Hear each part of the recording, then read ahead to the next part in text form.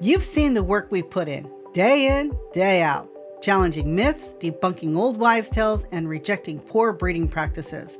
We've dedicated years of research, study, and real-world experiences to perfect the art and science of breeding.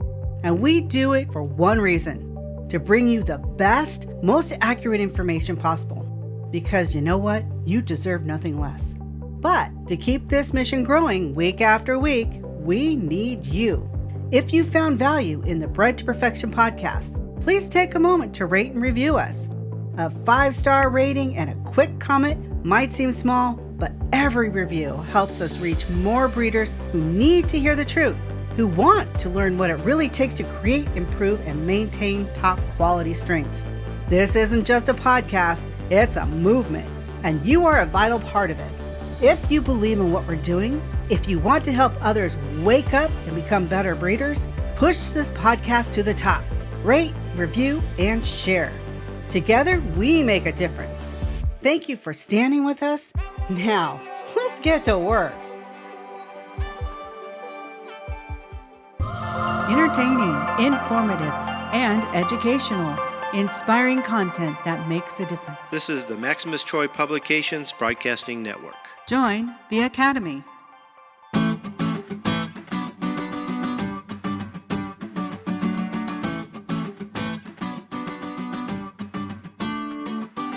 The Breeders Academy proudly presents Bred to Perfection with Kenny Troiano, a show for serious breeders. Whether you are looking to create a new strain or simply improve an old one, you have come to the right place. Daddy, I want more chicken. Oh, boy. Now, here's your host, Kenny Troiano.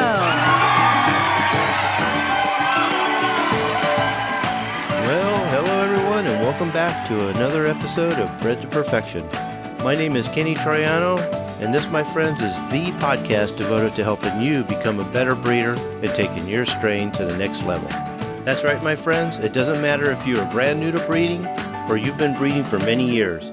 There is something all of us can do to improve our fowl for future generations.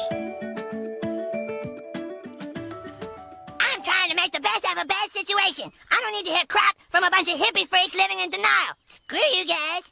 I'm going home.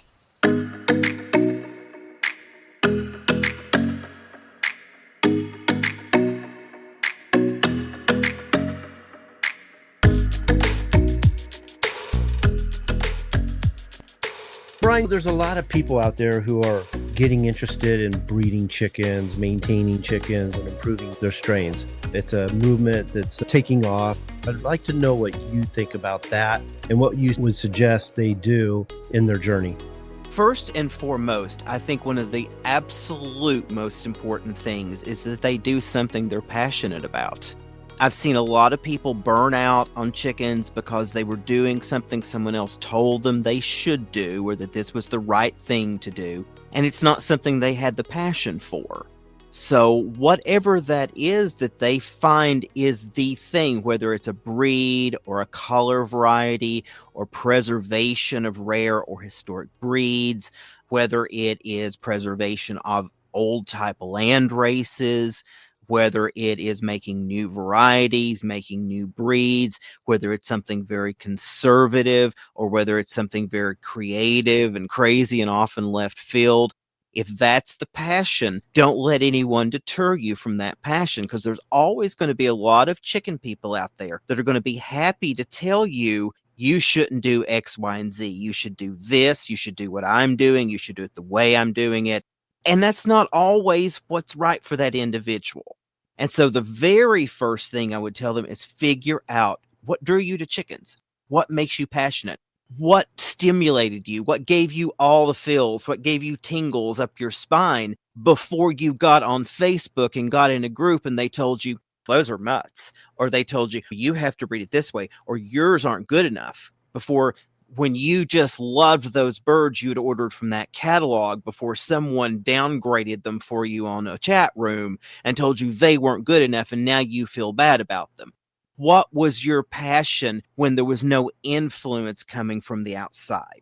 What do you love? And then what do you do? And it may not be breeding. Not everyone needs to be a chicken breeder. If all else fails, you can just get more chickens from Tractor Supply or a catalog. You can go order them from a hatchery. So if you don't have the passion to breed, don't do it. Just keep some hens and rooster. Have chickens as pets. One thing I would say, if you are going to breed, figure out how you are going to be able to cull. That is so important because you can't keep them all, and chickens are artificial constructs. Our breeds are not real. They don't exist in the wild. We have to work to maintain breeds. So whether you're working with a historic breed or an exhibition breed or a game breed or an egg production breed or a fancy colored egg breed, land races, whether you're making a new variety, making a new breed, whatever you're doing, you have to maintain that through selection. And it's not a good idea to produce birds that are subpar, whether that means lesser health, lesser production, lesser feather quality, lesser type, whatever it is. Inferior birds don't need to be sold off and go out into the world to other people to continue perpetuating inferior birds, because we have to work to maintain the quality of our breeds and lines and strains. They're artificial. Maybe if you can't cull birds, and let's say what it is, maybe if you can't kill a chicken, you don't eat chicken, you're a vegetarian, but you want to keep chickens for whatever reason, or whatever this is, they're just your pets. If you breed from them, either be willing to keep everything you raise yourself and don't breed from it if at all possible. I'm not saying that if a hen sets and you want to raise 6 chicks, that's a bad thing, but don't be actively breeding from subpar birds and selling them. You can breed from subpar birds and improve them as a breeder. That's what we all do at times, especially when we're getting into this. But don't be perpetuating subpar birds and passing those on to other people as if that's representative. There's plenty of that already going on. So if you can't cull birds, please have someone you can give them to that can. You can sell them to people who want chicken meat. If you can't do that, pass them on to someone who wants pets. But if you can't pass them on to someone else, you can't stand the thought of anyone else having them, then you need to be prepared to keep them if you're going to breed them. And that is such an important thing. Breeding requires the elimination, in whatever way you do it, of some of what you produce. Even if it's just the fact that you can't keep 15 roosters in a 10 by 12 coop. If you're going to produce more, you need to have some idea of how you're going to let go of excess birds. And most people say, oh, I can sell the excess. You probably can't sell excess roosters because there's a glut on the market for those. So you probably can't sell them to begin with. And then just because you're satisfied with them doesn't mean if they're subpar, they don't match the standard. Maybe they don't have the greatest health because a lot of chickens don't. Maybe there's some kind of problems there. Don't be selling those. The best possible thing you can do if you want to breed is also be someone who likes to eat chicken. If you want to breed chickens, then get a cookbook on poultry recipes. There's plenty of them out there. There's some good ones. And chicken's delicious. I love chicken. Homegrown chickens are the best. Is the best, the absolute best, because you're giving them better feed. You know what you're putting into them. And if you can't kill them and dress them out, find someone that can. Someone who will do it for you. Find a family member. Find a neighbor. You can share some with them. Whatever it takes. Figure out how to do this. But if you're going to invest into breeding, you need to know how to do this. And you need to know how to do it right and responsibly. I'm not talking about willy-nilly massacre. I'm talking about conscientiously and humanely disposing of excess birds that don't need to go anywhere else. So this is something I would really strongly stress. Then, if you can cull chickens, you can also breed chickens. But if you can't cull chickens, please just keep some pets, keep a few egg birds, replenish your flock from someone who is a breeder who can cull. Let's back up just a little bit and Sure. talk a little bit about you, Brian, and what has been your journey in the past probably 30 years now, and where you have come from, because from what I know of you, you are a wealth of knowledge Oh, when thank it you. comes to Yeah. breeding genetics, color combinations, the whole 9 yards. So let's talk a little bit about you and where your journey had begun. Okay, great. I grew up on a farm in Kentucky with people who were subsistence farmers. And both of my grandfathers kept chickens, and my grandmother on my mother's side kept chickens. And I grew up with chickens. I've loved them as long as I can remember. I've kept them. I kept chickens as a child. I made my own crested cochins as a child. I was always interested in breeding plants and animals. Throughout my teen years, I bred plants and animals. As an adult, starting in my late teens, early 20s, I began research projects with chickens. In time, that grew into actual scientific research, into immunogenetics. And because I was doing the immunogenetic work and I was crossing different breeds and I was always interested in color, that gave me the opportunity to study the genes of color and pattern while I was doing the immunogenetic work, because I just kept more records.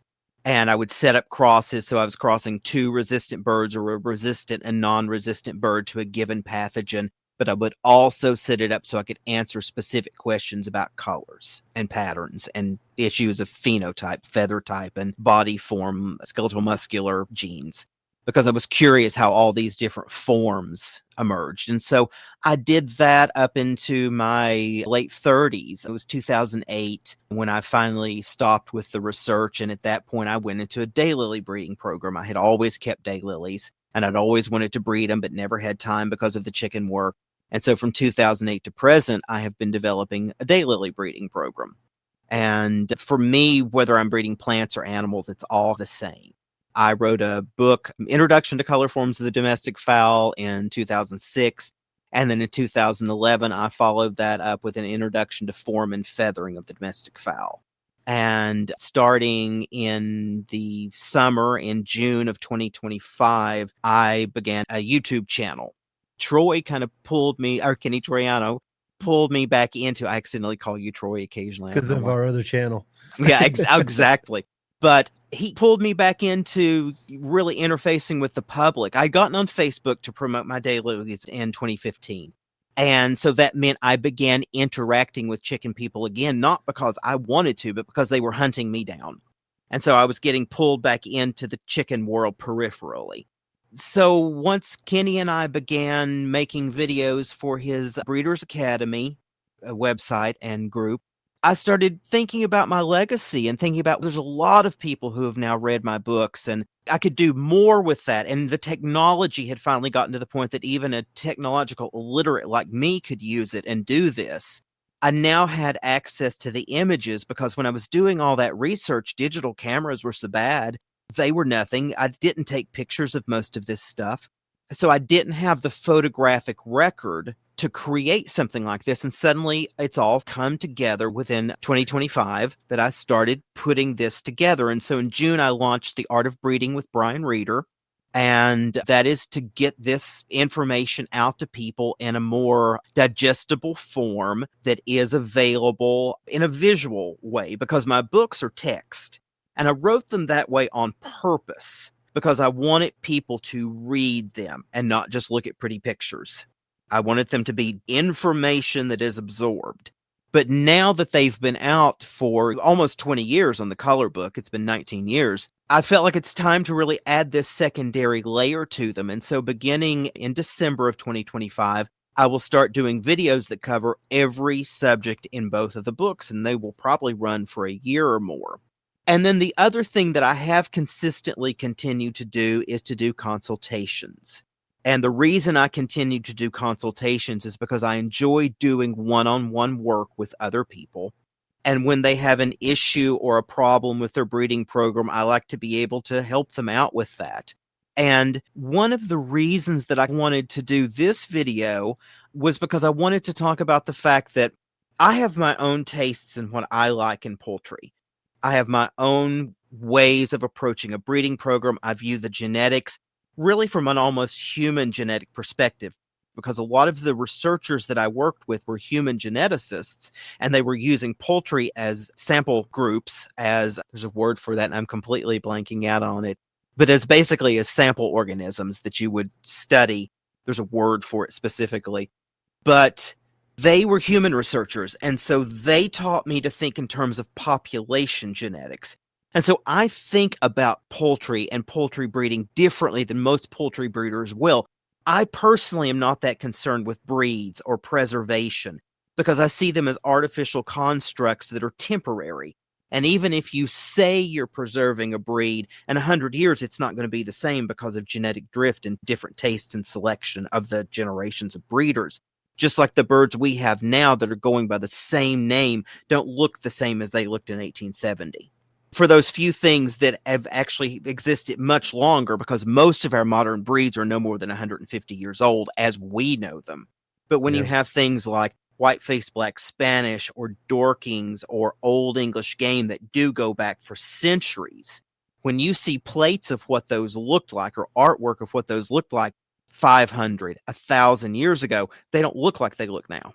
They look similar, and like maybe you can recognize that something's a Dorking from a 750-year-old textile because it's got a fifth toe, but it just looks like an Old English game of some kind with a fifth toe. Because back in those old days, Dorkings and Old English game were pretty much the same thing, except one was boxier with 5 toes and one was bigger, but they crossed back and forth all the time. They weren't being cooped up and kept apart from each other. And so these, like all early land races, they were distinguished by a few characteristics, while other characteristics were variable. So I view this in a very different way than most poultry breeders are going to view this. Most poultry breeders see breeds as real things, and they're wanting to preserve and or improve breeds. And one of the things that I really want to stress to people is that I'm always going to be presenting my way of viewing this to people because I want to shake up the way they think. Breeds really aren't real, or we wouldn't have to work so hard to maintain them. No one's working that hard to maintain blue India peafowl because nature set those and they work that way. If you let your chicken breed go unselected, breeding as they choose for 10, 15, 20 generations, they're not going to look like what you started with. Yeah. Even if they're recognizable as like a land racy version of maybe that breed, things will have changed. Things will have gone awry. So I do want to shake people out of complacent thinking, and I want to get people to think in a broader way and in a more creative way, because I think that can help the long-term preservation of chickens. That's what I'm more concerned with than the long-term preservation of a specific line or breed, because that's just a temporary combination of specific genes in one package. So my personal concern is the long-term preservation of chickens through things like selection for disease resistance, production, fertility, viability, these things that are more important to the long-term survival of an organism. However, I completely support people if they want to do preservation, if they want to maintain show stock, if they want to breed to a standard. I'm not against any of that. Me saying to someone breeds aren't real doesn't mean that they're not still, that we have them. They're temporarily real. They're real right now. They're real to you if you believe in them and you're breeding them. You've got a standard. You're shaping something to look like that standard. It's that thing. It may not look like that thing in 150 years, but you can keep it looking like that as long as you keep selecting that way. If that's what someone wants to do, that's what I want them to do. And so it's important for me to stress to people that my goal in doing all of this is to give people the information that they can do what they want to do so they can pursue their passion. Because I believe the more poultry people who are pursuing what makes them passionate and keeps them in chickens, the more poultry people are going to keep doing it. Over the 40, 50 years that I've been associated with chickens in one way or another, one of the things I've seen is people get into it and they're doing something someone else wants them to do, or what they're told by the show group that they have to do, or what they're told by this group that they have to do, or they're breeding something that they don't really like, but they think this is the thing that's hot at the moment, so it'll sell the best, but they don't have a passion in it and they don't stick with it. The people that I know who stick with it maybe get no recognition. They're not selling anything, but they love what they're working with. They love it. So like for me, there aren't any breeds that appeal to me very much because I have moved to a point that's so far out in left field that there are specific traits I like, but there are pretty much no breeds with all those traits together. So for me, if I were going to keep chickens, I would have to take different things and put it together and make something that I could stand to look at every day when I have to go trudging out in the freezing snow and the blazing heat and deal with these things pooping in their water and making a mess and There's a certain roosters amount of hitting commitment. me. Yeah. There is. And you have to be passionate to carry that out. For me, there's just most breeds that has something I don't like. I don't like single combs for a reason, not because I don't think they're pretty, but because I hate the way they freeze in the winters. The same reason I don't like evergreen daylilies. They get damaged in the winter, and so then you have a damaged, ugly thing to look at, and I don't like that. I prefer cushion combs with pea comb and rose combs being secondary. Of course, a cushion comb is just pea comb and rose comb. One of the pushes for me toward learning about all of these genes and how to put them together was that by the time I was 25 or so, I knew I didn't like any of the breeds. I'd kept lots of them. And then by the time I was 30, I had kept thousands of all kinds of breeds. And there was almost nothing that I could come back to and say, I love that. Now, there would be instances where I could come back and say, I love the temperament on this Cochin and Brahma, say, for instance. I love the temperament. I love the frame, love the bone structure. Hate the combs, hate the feather legs, hate the low egg production. It's a little bit too big for my taste, but that's not that big a deal. My absolute favorite phenotype is the Yokohama, but Yokohamas are an inbred mess that are salvageable. They were brought into this country through such a small number of birds and then have been so inbred and have deleterious genes to begin with that there's no genetic variation there to do anything with them. Chanticleers are cushion combed, and I like them. They're okay, but they come in white and partridge. That would bore me to death in about 2 generations.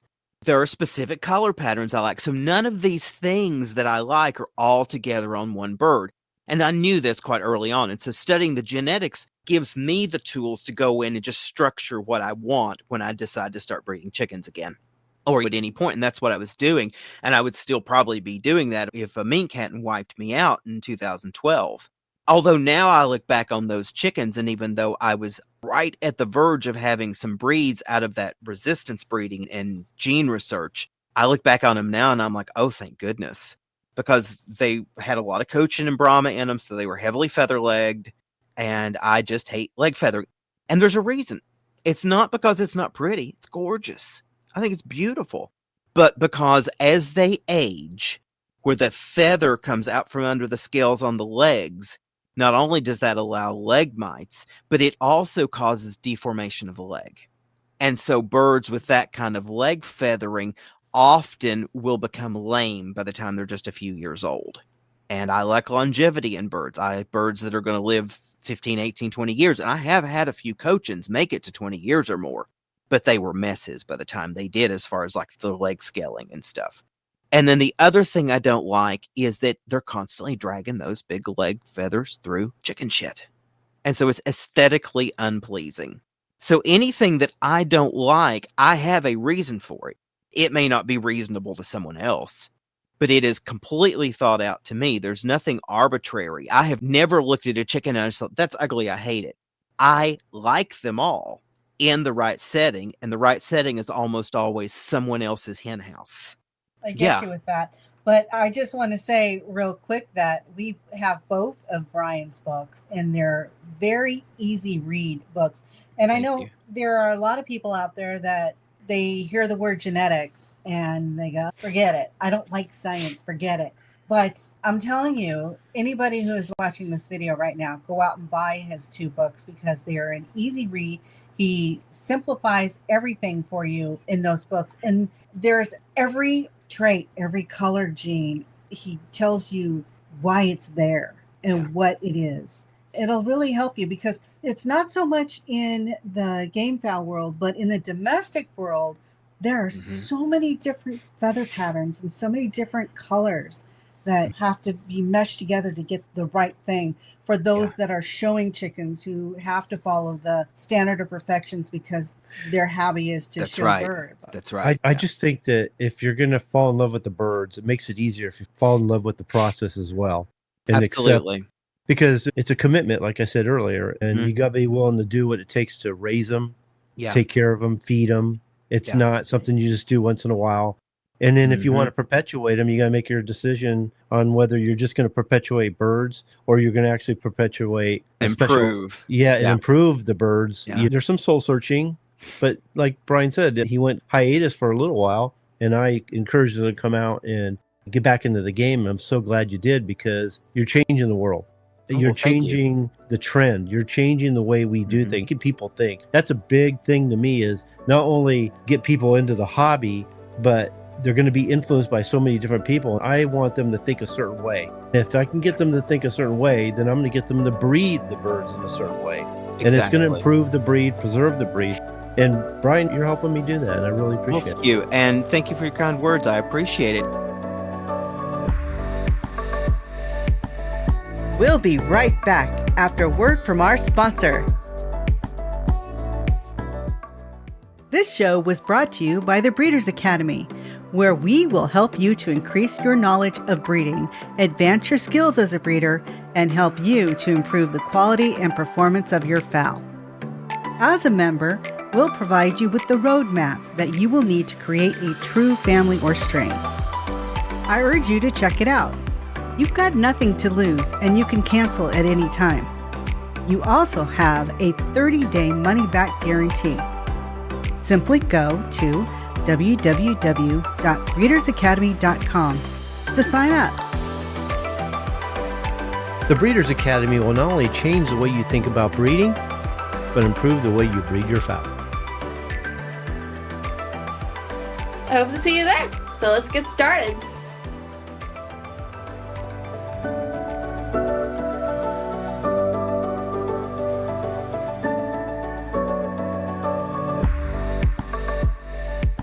And that was the goal, and especially the color book, even more than the form book. Now, I think the form book is the better of the two, though no one else thinks that. But that's because I wrote it second, and so it was a more streamlined process.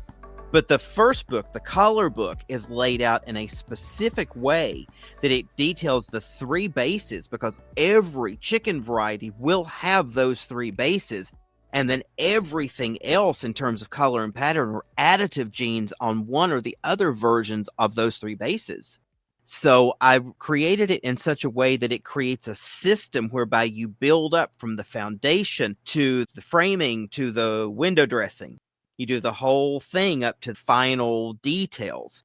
So that is created to make the genes understandable if you will learn and really internalize that it's those three bases that lie at the heart of the whole thing. Every chicken color variety is going to be made up of a specific combination of those three bases, which is the E allele, the S allele, and either the presence or absence of autosomal pheomelanin. And then everything else is just gravy. It's just all additive genes on top of that. That's the meal. That's the base. That's the foundation of the house. The other thing I did is I grouped all the varieties as I described the varieties and how they are made, the gene combinations that make the varieties. Each of those fall under the E allele family. So there's all the varieties on duckwing, E+, all the varieties on EB brown, all the varieties on EWH Wheaton, all the varieties on ER Birchin, all the varieties on E Extended Black. And I didn't use non-standard varieties. So they are all only the exhibition varieties that were standard at that time. There are a few now that I didn't include because they weren't standard at that time. Things like Ermine and Black Copper. Neither of those are in there because they weren't standard. But you can figure out what certainly Black Copper is thing on its own. But I stuck with the exhibition varieties. But I also gave people all the tools they need to make varieties. If they start thinking about, okay, here's all the exhibition varieties as of 2006 that are on duckwing. But here's the 3 bases. So we've got duckling and we've got whichever version of the S allele and presence or absence of autosomal pheomelanin. What else could we put on that no one's ever done? So the doorway is also there. It's written both for the exhibition community, specifically and directly to the exhibition community, but all the information's there for the creative artists who want to go further, for those who want to push the envelope and do something out of the box. So it's written in such a way that it's of use both ways. And that's the thing is, I'm not going to do exhibition if I ever keep chickens again. It's not something I'm interested in. I like all the breeds well enough when you keep them. I love them. I think they're beautiful. I don't want to keep any of them. If I ever do chickens again, I'll make my own thing because they basically need to look like a Yokohama that'll live. That's basically what I want. And it's bigger and it's more productive and it comes in a lot more color varieties based on a couple of the eel families, particularly like duckwing and brown. And granted, the current varieties of Yokohama are on duckwing, but it's so obscure you wouldn't know it. The standard varieties of Yokohama are red-shouldered, which is a highly complex combination on duckwing that unfortunately the white areas are made up from the progressive whitening syndrome. So that right there just ruins them. And then the other is recessive white on top of basically that. And so they both have the progressive whitening. People in the US made a silver duckwing version, and some of the catalogs carry them, and they're marginally better. And if I were ever going to attempt to use some Yokohama blood, basically to get the long tail and saddle with the yellow skin and the red earlobe and the cushion comb so that I don't have to combine all of that, I would go to those silver duckwings. Cackle Hatchery still carries them. But I would know I would need to get a bunch, and I probably wouldn't be able to keep very many, and I would still have to battle progressive whitening because they have it too. Because even though those were started in maybe 1989 or 84 or 79, something like that, pretty early on, they started making, John Bayliss made the original cross that those silver duckwing Yokohamas came out of. All these decades later, they still got progressive whitening because no one's bred it out. It can be bred out, but no one's done it. And so that's a real uphill battle. And so I would almost be like, let's just get some Chanticleer and Phoenix and get to work from there. But basically, you can take these books and I know what it was. I would want to do a couple of different families. So I would recreate this if I were going to breed. And all the tools to do that are there in that book. But if you only want to breed Millefleur d'Eucle, the information's there. The formula is there. If you only want to breed exhibition partridge rocks, the formula is there. If you want to create something a little broader where you're breeding partridge and you're breeding laced and you're breeding maybe a spangled all on brown, the information is there. And if you look at it, those are all E.B. Brown families. Those are all variants on the E.B. Brown family group. So I wanted to congeal information so that people could use it in any way they wanted to approach it, because that's what I want to encourage. I don't have one specific thing that I want people to do, other than maybe select for disease resistance and maybe select for vigor and fertility, and to not reproduce sickly, difficult to breed birds that have no production, that produce 6 eggs a year and things like that. But beyond that, as far as phenotype, it doesn't matter to me. And when people come to me for consultation, I just take what they need and I give them the information that they need to do that without any judgment or any proselytizing. I'm not trying to convert them to anything.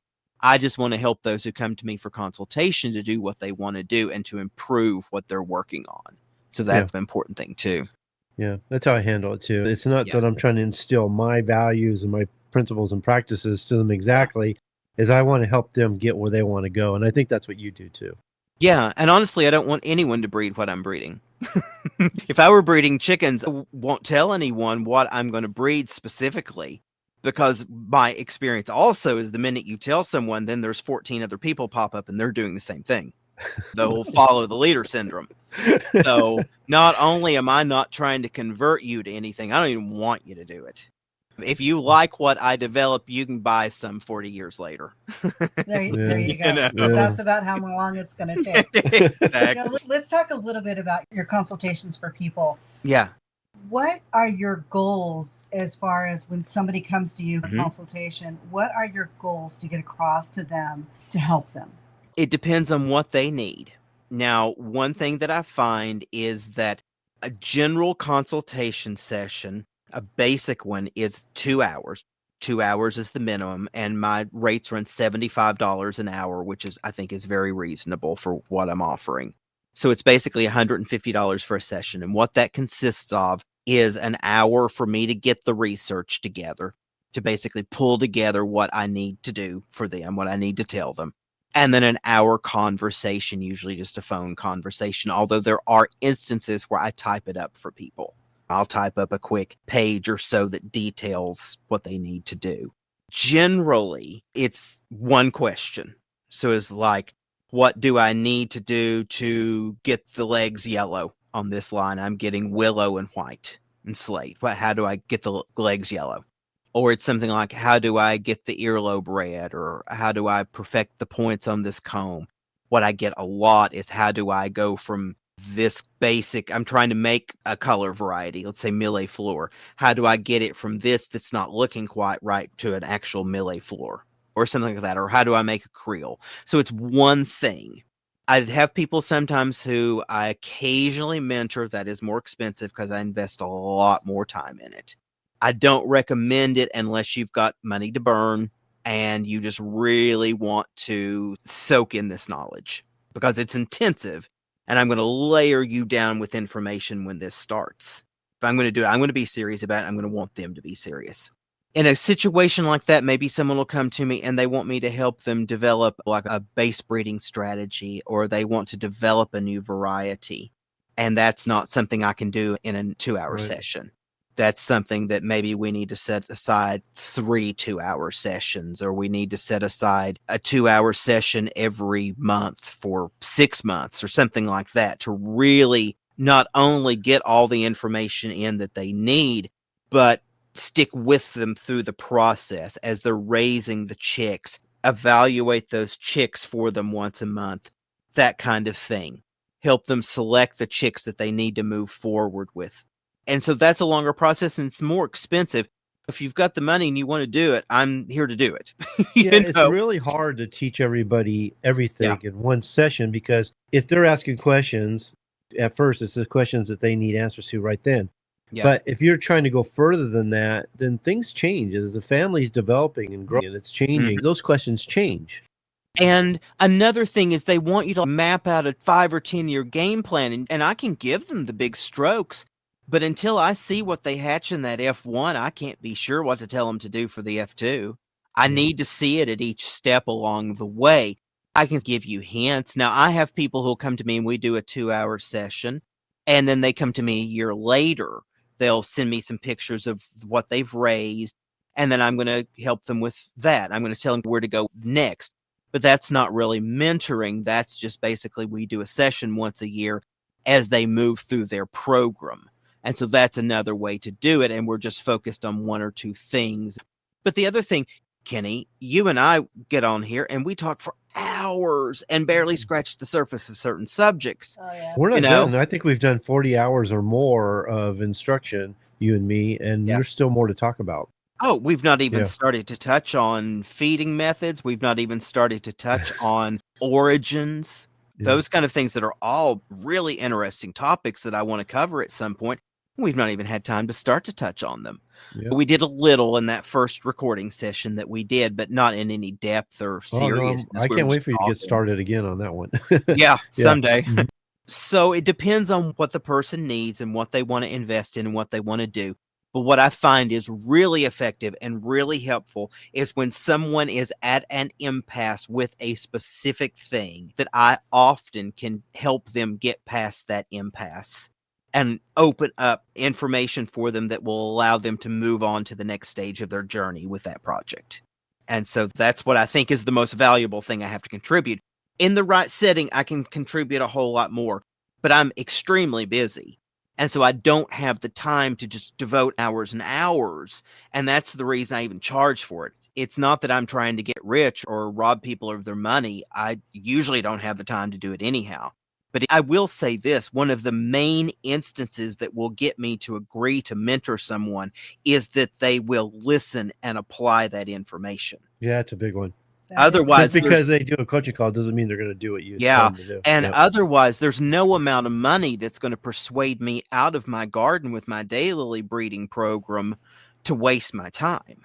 Yeah, because there's some people that will set up a coaching call with you over and over again. I get this too, but you can tell they're just not learning. And then it's almost at a time when I'm saying, okay, you're wasting your money here. It's time for you to move on because you're not really understanding or grasping what I'm talking about. And you're not even applying it. And then there are those instances where people want you to give them answers that just don't exist. Yeah. Or tell them, yes, you're doing it right when they're doing it wrong. Yeah. Or they're going the wrong way for what they're saying they want to do. Let me say this real quick, because I deal with this too. Is my turn. No, it's not. And what I like about you, Brian, is there's some teachers that are show-offs, and they just want to show everybody what they know. And then there's those that actually teach what you need to know. Yeah. And that's what I like about you, because I don't want to say this is hard, but I was like everybody else at first, where I felt like genetics was going to be a little tough to grasp. But you've done it in a way that made me understand it easier, and I was able to grasp it. And every time we've talked, every time we've done a video, every time I've read your book, it's come clearer and clearer to the point where a light bulb went off and it all came clear. And it's easier than like most people think. They just got to apply themselves. Yeah. Good. I'm glad to hear that. Basically, it comes down to I am an introvert and I'm not a people person. So I'm not You'd never wanting. You would never know. I can be personable. I like talking to people. It's just that I would probably rather be out evaluating daylily seedlings. Totally get that. If I had to choose one or the other, it's always going to be I'd rather be editing a video. Because, I don't know, I was always a nerdy, intellectual kid. And so the other kids didn't really want to play with me. So I just learned to entertain myself. And I just entertain myself better. But I like people. I'm not a misanthrope. I'm just an introvert. And so if I'm going to choose between interacting or doing one of my creative projects, I'm always going to pick the creative project. But I am a personable person. I like interacting with people. And especially when there's a good flow and the person is really taking in what I'm saying and can utilize that. Not that they're going to do exactly what I say. It's not that I'm wanting to be a dictator. It's that I want them to make use of the money they're spending and the information I'm taking the time out from other things to relay. And you're like me too, where you want to see them improve. You want to see that the knowledge you're passing is going to the right person. It's going to accomplish the right things, because there's nothing worse than trying to help someone and nothing. Right. And more than anything, I want to see the birds improve. That's right. My goal is the improvement of chickens for their preservation for the future. Because our ancestors spent millennia crossing jungle fowl species and getting these things into stable, genetic, reproducible, fertile populations. And in 150 years of show breeding and production breeding, we've all but ruined them. And I know people don't like to hear that, but look how easily they get sick. Yeah, show breeding has done some really cool things, but basically, show breeding grew out of Darwin. It did not grow out of Mendel. Later show breeding grew out of Mendel. Okay, so the early show breeding is the 1840s to like 1900. Remember, Mendel was writing in the 1870s, 1880s, but his papers didn't come out until after his death. They were rediscovered around 1900 and were brought back out. And it's only after 1900 that Mendelism becomes a thing. So show breeding is Darwinism. It is a specific mindset that is a late Victorian mindset. Because by the time Mendel comes out, yes, it does influence show breeding in a massive way.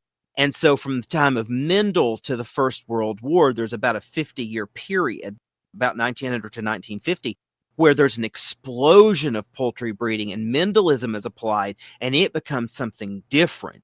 You get the truly great breeders after that. You get Dan Young with the Leghorns, you get E.B. Thompson with the Barred Rocks. You get these great breeders who are breeding commercially and also exhibition quality. But the founding of exhibition And so all the traditional varieties come from a time when they don't know anything about genetics. What they know is natural selection. So natural selection and artificial selection, which are the things Darwin taught as the underpinnings of evolution. So it's Darwinism. Okay. And that's great. I love Darwin. But at this point, looking back at Darwin is like someone who's doing advanced trigonometry looking back at 1, 2, 3s, kindergarten math. And it's not to put down Darwin. It's that Darwin wasn't a geneticist. Darwin was a theorist. And Darwin was right about most of what he said. It's later people who come along and turn Darwin's ideas into social Darwinism that twisted into some of the worst expressions of Darwinism that we've seen in the 19th and 20th century. Darwin's ideas are just, this is how things came about. It's a real simple kind of thing, actually, when you read his work. But exhibition breeding is Darwinism. The later exhibition breeding that came about when they really hit their stride is when they integrated Mendel. But the problem is when the 1950s rolled around and people were moving from the country to the city and keeping poultry fell out of fashion and a commercial industry arose, the people who stayed in the country maybe didn't understand Darwin, maybe had a negative view of Darwin, certainly maybe didn't understand Mendel, maybe had a negative view of science in general, and they were only trying to place trophies because we're like Dan Young or E.B. Thompson, we're producing 10,000 birds a year and we're commercial egg and meat producers, while also breeding the top winning exhibition birds that we're placing at Madison Square Garden. The people who were exhibition breeding from the 1950s on weren't doing anything commercial. So birds only became about the looks, and it only became about this Darwinian kind of ideal of survival of the prettiest. Eugenics derives out of these same kind of ideas that you're selecting for a phenotype. And I've had show breeders tell me when I was a kid and even up into my 20s, it doesn't matter if they lay. Here's an exhibition Rhode Island red. How well does it lay? 20 eggs a year. What on earth were you talking? It doesn't matter if it lays. Look how perfect it is. It's not perfect because in 10 more generations of that, it's going to lay 2 eggs a year, and then it's not going to lay at all, and then it's going to go extinct. That's the way the standard is these days, is they're not paying any attention to the utility of the bird. It's all about the looks of the bird, which I think it's in the wrong direction, I think. But I will say, having been in this for almost 50 years, when I got onto Facebook in 2015, chicken breeders are approaching it differently now than they were approaching it in the 1980s and 90s and early 2000s. There are people who have some concern about something other than the quality of the feathers. Yeah. And there is creative poultry breeding going on. It is in much, much better shape in spite of the problems that are still there than it was. And that's a big part of what got me to realize, oh, okay, maybe my books and my blogs and things have had a little bit of an impact, and maybe people have just changed. And even outside of me having an impact, maybe they have more information and a broader perspective now. And so that was encouraging to me to get back into it a little bit, to get some more information out, because I felt like there was fertile ground for it now. Where when I left it in, say, around 2006, it was either people show breeding or people working in the commercial industry or people trying to make new breeds or varieties who really didn't know how to even breed regular breeds and varieties. And there was very little else, and almost everyone who was supposedly knowledgeable in genetics didn't know what they were talking about. And I hate to sound ugly, but it was just true. Yeah. They didn't understand the layering, the process, the relational nature of varieties. I remember saying to people, if you're going to outcross, then you outcross on the same allele and with the same skin color. And people be, why would that matter? Well, it's just a gene. It does. It just makes things easier. One of my goals with my research was to find the easiest way to do this, because I had spent my life watching people do the hardest way. Say I would know someone, they were going to make a new color variety of cochin, and they would start crossing up blacks and buffs. You're not going to get a Malay Flora that way. It was just crazy things. when we did the thing a little earlier and there was a lady there talking about her buff leghorns that she wanted to put rose combs on them, someone had told her she needed to get, I think they told her black rose comb leghorns to cross onto these buffs to bring the rose comb in. And that's the absolute worst thing you do because you bring in a different allele and you're bringing in all those melanizers that have to be bred out. You're going to ruin those buffs for generations.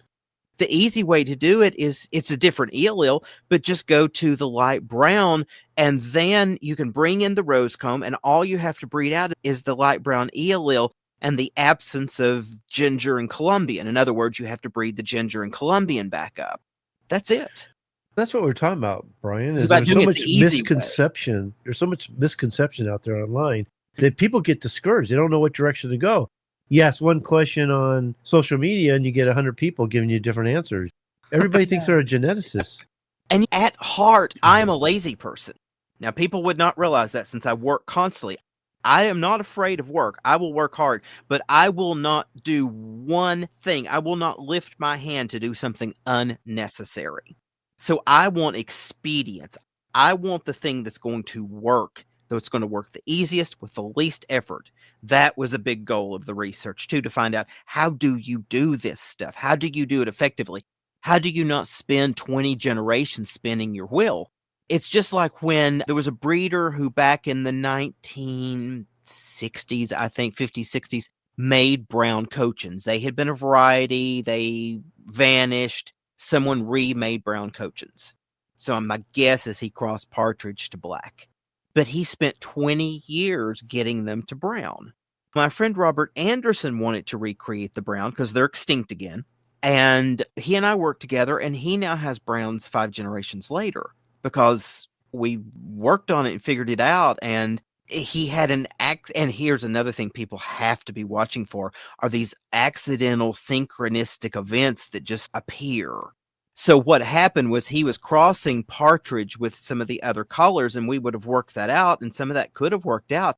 But what actually ended up working out was that he crossed, I believe, black and blue, and accidentally got a brown hen, got a blue-brown hen, which meant that the blues and the blacks were still carrying some brown. Now, it wasn't at a high enough allele frequency in the population that he had never seen brown out of them before. But he'd started the brown project, and he got a brown hen out of crossing blue and black. So she had 1 dose of the correct show type brown, and she had 1 dose of the non-show type buttercupish, not as good for show patterning type brown. And so in time, he bred up from her the correct type of brown, and now has them that are pretty much brown. It took him a while to get soundness in the breasts. He told me just recently that this year he's got soundness in the breasts, but it's in 5 generations. And that's expedience, and that's because he worked with the right birds. But most people would have done something crazy. Let's cross buff and partridge, or let's cross partridge and black, or something that's just going to bring in all these additive genes. You're going to spend the 20 years this other guy in the 1950s and 60s spent breeding that out to get to brown. So it's always about trying to match as many genes in common when you outcross. And that's the thing. Occasionally I'll have someone come to me for consultation and they want to create a new variety or create a new breed. And this is stuff I stress is figure out how to do this by matching as many genes as you can in common. So that you're not having to try to adjust, breed out, and breed up that many genes. That's a good point. I've got something to say here. Okay. You better hurry before I jump in. I know. My goodness. I just want to let everybody know this fact here because it happened to one of our friends, and I know the storyline of it is she wanted to create this new variety, and she reached out to you, and you're like, save your money. That's not possible. And that's what I'm saying is Brian is a very honest person. And he's not going to take your money for a consultation if he doesn't think that he can help you with what you want to do. It's a waste of my time, and my time is more valuable to me than the money. Trust me, if money meant more to me than time, I wouldn't be breeding daylilies. I wouldn't be writing chicken books. I wouldn't be doing a chicken YouTube. There's a cap on how far that can ever go. I'm never going to have 1 million subscribers. You never know. You never know. Well, I doubt there are 1 million chicken breeders on the planet. Oh, I think there are. Been on our show, and your Yeah. shows are one of the highest ratings that Cool. we get. See, you're filling in a niche that Yeah. a lot of people are trying to do, but not very many people can do it. Right. So I say take advantage of it and you do it, because we're all going to benefit from that. And I think Yeah. you're going to be surprised how well that's going to be accepted. It's like Yeah. us with the breeding. Not too many people have the guts or the knowledge actually go into breeding because it can be so challenging. And we just did, and we filled a niche that needed to be filled. So those are the ones that are successful, is the ones that fill the niche that nobody's filling. I'm open to that. I'm not close to it, but I'm always going to take my time to be out in the field. So there's maybe a cap on me. I must be doing something right, because I got over 40 hours of video with you. Yeah. I'll get more. And those first couple of sessions that we did that ran for hours and hours, that was really, I hadn't talked to anyone much about chickens for years. And so it was just a lot of things I had been thinking about since I had gotten out of it in 2006 to 2008 that sort of just all bubbled out. You really caught me at a specific time in a specific mood where I was in the place to do that.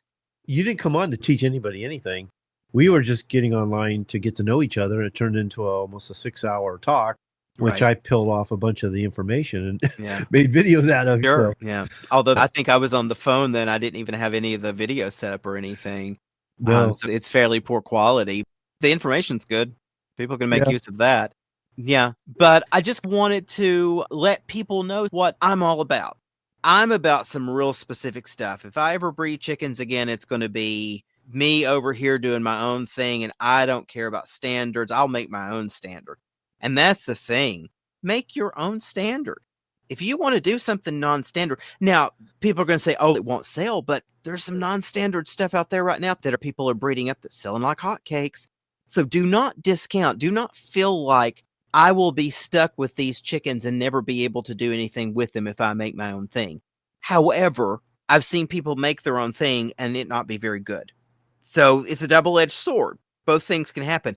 If you make something new, something interesting, something that appeals to people, and you do it well, there will be a market for it. So don't feel if you need to supplement with a little money to buy their feed or something like that. I understand that. I'm not rich.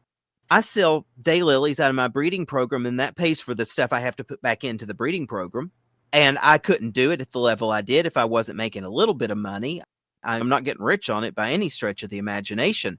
But people shouldn't feel like they have to be trapped in keeping something they don't like just because it's the hot thing of the moment, or because I can't sell these if they're not standard. We're moving into a world where it seems to me that a lot of people are just interested in keeping laying birds. And you could have a market in your local neighborhood where if you develop something that's appealing and useful and hardy and well adapted, that you could just sell those to your neighbors and make enough money to pay for your feed. Now, I know there are people who want to go out and buy the hottest, latest, and greatest popular show breed that they can pump out birds, and they think every chick they hatch is going to look just like the top show winner that they paid a fortune for, and they can be boxing those off around the country for $800 and $900 a bird. I know all of that occurs. I have a good friend who's a real good breeder who gets a lot of money out of birds. And that's great. I'm happy for him, but it's not my bag. And it doesn't have to be yours. If that's what you want to do, that and do it well. Learn how to breed that breed. Don't buy that breed and then be selling it for top dollar the next year, because you may not know what you're selling. Breed it for 2 or 3 or 4 years until you understand the fine points of the breed, at least. And breed it for 20 years, and then breed it for 30 or 40, and they might be worth that money. But if you've just bought some from someone and you bred them the next year while they're pullets and cockerels, and you're thinking that they're worth what they were from the breeder who's bred for 30 years, they might not be. There might be a couple there, but if there are, you shouldn't sell those. Yeah, and remember, your breeders. Yes, and remember, these are not like blue India peacocks. It's not like keeping a species. Every one of them is not representative. Every one of them is not top level. Every one of them is not up to par. If you breed blue India peacocks that have not been crossed to green Javas, they don't have any Spalding blood, and they don't have any mutations, every blue India peafowl is going to hatch and be a representative blue India peafowl. Same thing with wild type ringneck pheasant. Same thing with red gold pheasant. Same thing with impeyans or any of these breeds. Same thing with Moluccan cockatoos, hyacinth macaws, blue and gold macaws. These things that are not modified domestics and don't come from hybridization. Those things will reproduce reliably the same thing so that every one you produce out of them is resellable as that thing at that level. But if you want to breed and sell, do something other than chickens or domestics, and especially domestics that come from hybridization, because you are constantly having to work to maintain them, and not every one you produce out of even the finest lines will be up to snuff. Yeah.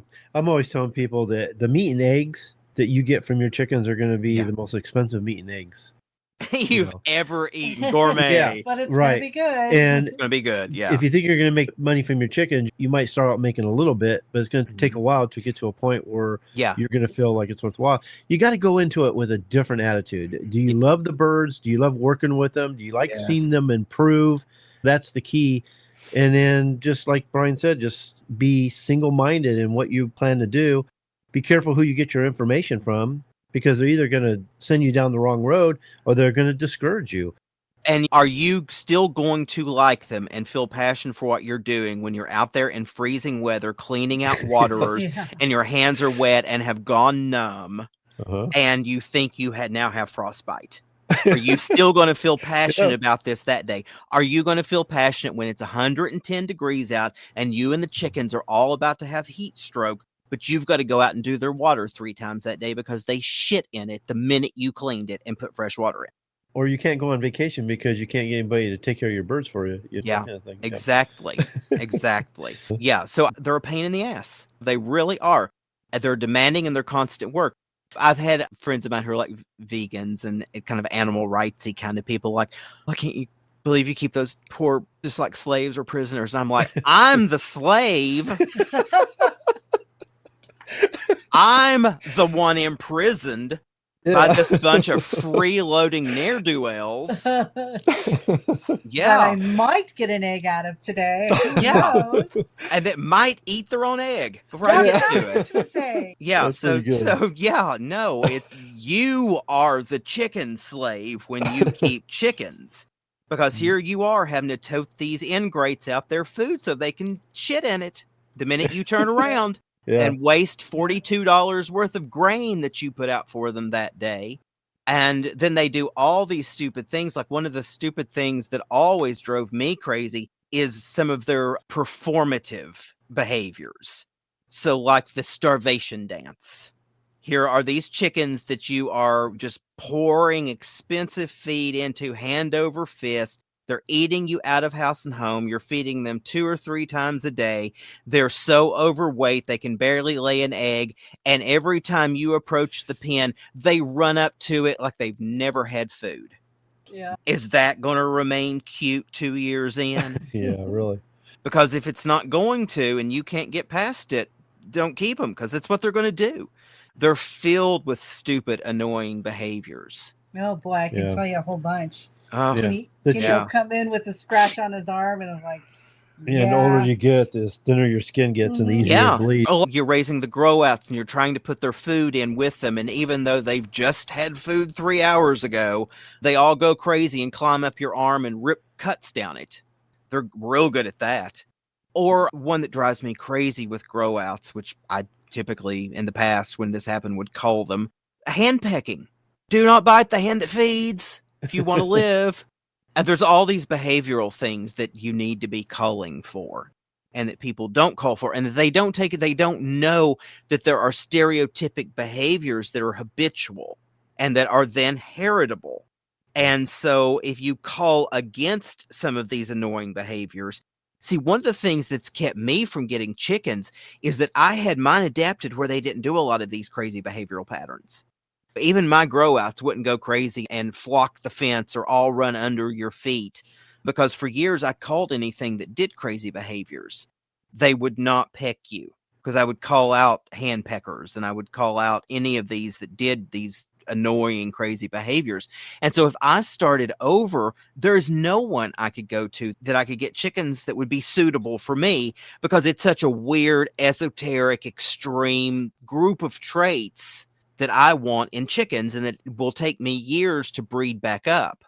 And so starting over is like, literally, I might as well go get some jungle fowl and just start hybridizing from there.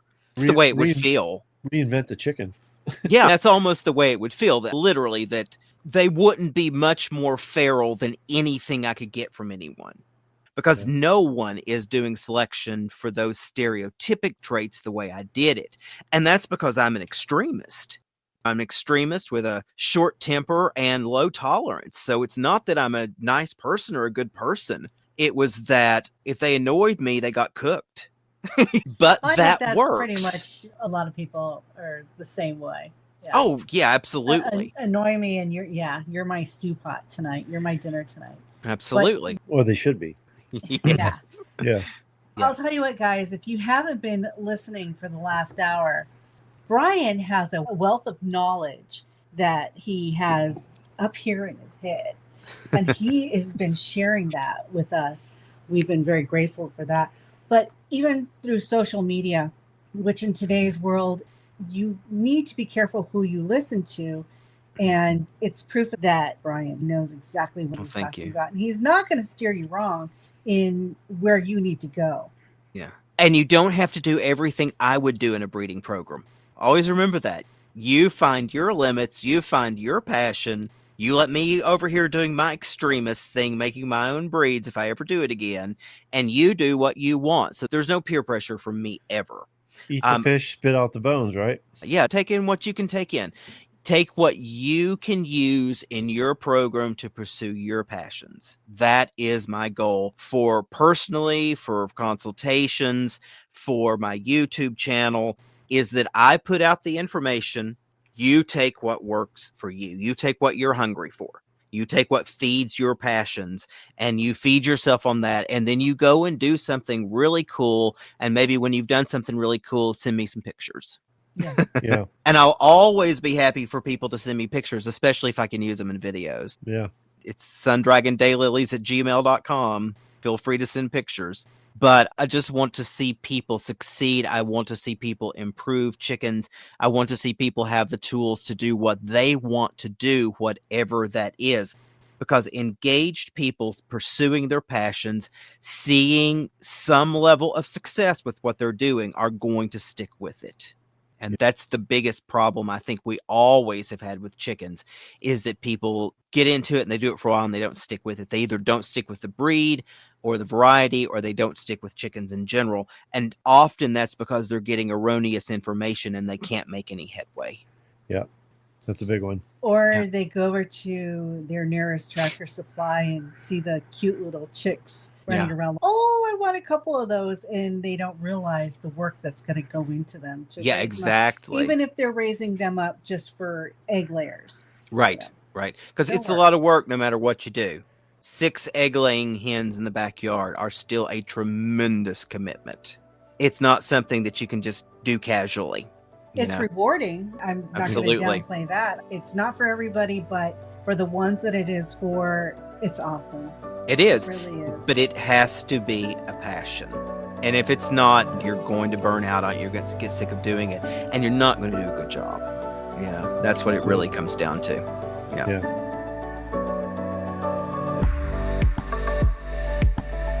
We'll be right back after a word from our sponsor. This show was brought to you by the Breeders Academy, where we will help you to increase your knowledge of breeding, advance your skills as a breeder, and help you to improve the quality and performance of your fowl. As a member, we'll provide you with the roadmap that you will need to create a true family or strain. I urge you to check it out. You've got nothing to lose, and you can cancel at any time. You also have a 30-day money-back guarantee. Simply go to www.breedersacademy.com to sign up. The Breeders Academy will not only change the way you think about breeding, but improve the way you breed your fowl. I hope to see you there. So let's get started.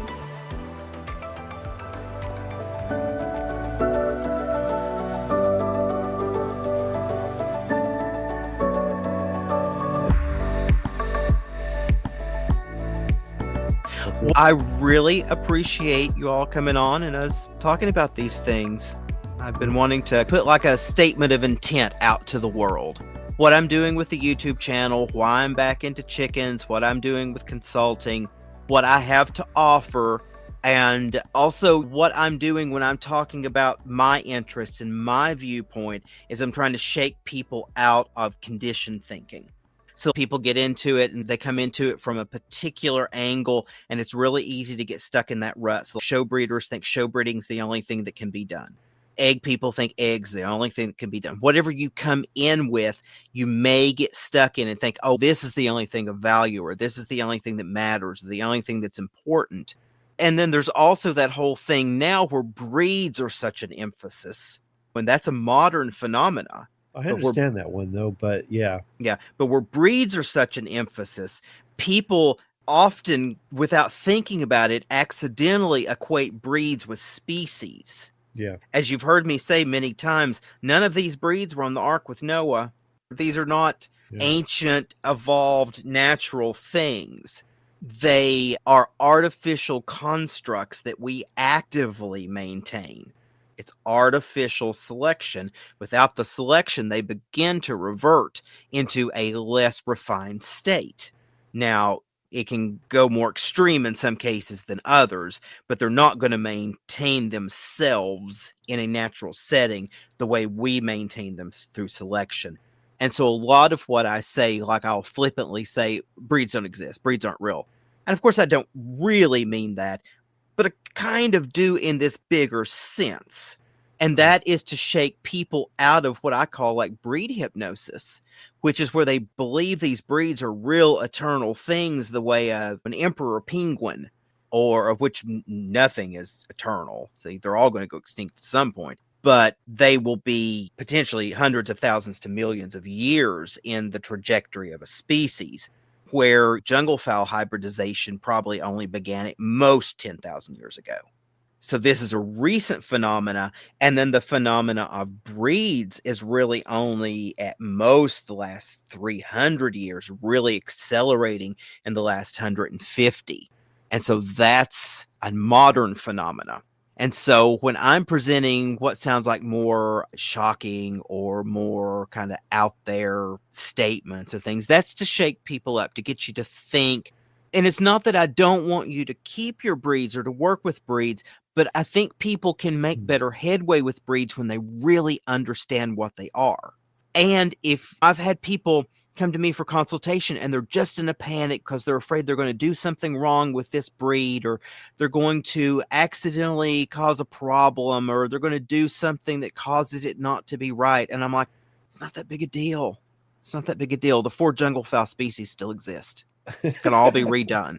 You're not a conservationist working at the National Zoo. These are not the last white rhino. These are, they're not the last 4 pandas on Earth. It's not any of that. And I know a lot of people come into this from keeping exotics. That's a very common thing. I've seen people have worked with pheasants, or they've worked with cetaceans, or they've worked with something. And then they come into chickens and they want to work with it and treat it the same way they would with a species, like with a conservation mindset. And yes, we can conserve breeds, but it's helpful to know that those breeds are not static things that have been with us for millions of years. If you do something wrong with it, you can correct that because they're genomically plastic, they're malleable. The only time you can't fix it is if you have bred them to a point of homozygosity where there's no variability. And then you can always make an outcross if you have to, because these are all just jungle fowl hybrids. They're not sacred. They're not so special that you can never outcross them. It's not like when you cross a blue India peacock to a green Java, you never have a blue India again. You've got Spalding from that point forward, no matter which way the percentages go. It's not like that with chickens because they're all temporary structures. However, as I explain this and try to bring this broader understanding to people, it is to actually help them to breed their breeds better, to understand more about what their breeds are so that they can chill out a little bit, get a little bit more experimental, call a little bit harder. You don't have to keep every one of them, even the sickly ones. The sickly ones are of no value to future breeding. You're not conserving anything by breeding from the sickly ones. So for me, I want to shake people up not to make them all go over to land races or to jungle fowl F1 hybrids or something like that. It's to shake them up so that they can do better work with the breeds, with preservation, with conservation, with the development of new breeds. Whatever they want to do, if they're looking at it in the right way, they can approach it better. So that's the way I go about that. But with that said, I'm not trying to get people to do what I'm doing. I want them to do what is their passion.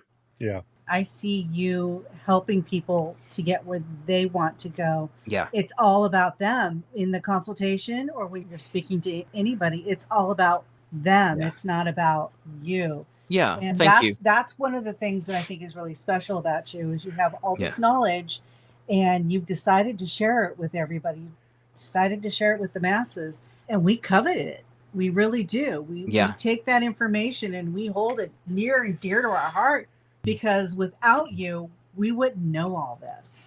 Because there's not a lot of scientists or even professors that are out there sharing the knowledge that you have, the experiences that you've had. And we really love it. I just always felt like you tackled it the way I did, where it wasn't about learning genetics to impress, which is what I see.